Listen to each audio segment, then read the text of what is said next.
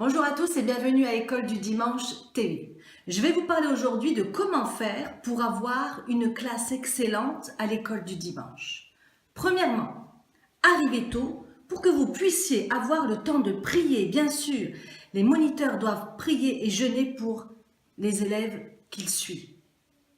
L'école du dimanche est un ministère à part entière, comme vous le savez déjà maintenant, et tout moniteur doit être quelqu'un qui cherche Dieu et qui n'a pas peur de passer du temps dans la prière et la méditation de la parole de Dieu. Avant que les enfants entrent dans la classe, priez et brisez l'esprit de rébellion, d'apathie et de distraction. L'atmosphère doit être remplie de puissance, de paix, de louange que vous aurez expérimenté pendant votre temps de prière avant que les enfants entrent dans la classe. Attendez les enfants à l'entrée de la salle. Accueillez-les en les saluant un par un. Démontrez-leur amour, peu importe l'âge qu'ils ont. Avant de commencer, repérez les nouveaux enfants pour les accueillir et faire en sorte qu'ils se sentent comme à la maison. Vous devez absolument connaître les caractéristiques des âges. Établissez des règles dès le début de la réunion. Les enfants doivent savoir ce que vous attendez d'eux. Soyez fermes mais aimables. Démontrez de l'intérêt à leurs activités, leur passion. Les enfants doivent sentir que vous vous préoccupez d'eux et des choses dont eux, ils se préoccupent. Respectez les enfants comme individus. Prenez le temps de les écouter. Selon l'attention que vous leur aurez donnée, vous recevrez leur attention quand vous en aurez besoin.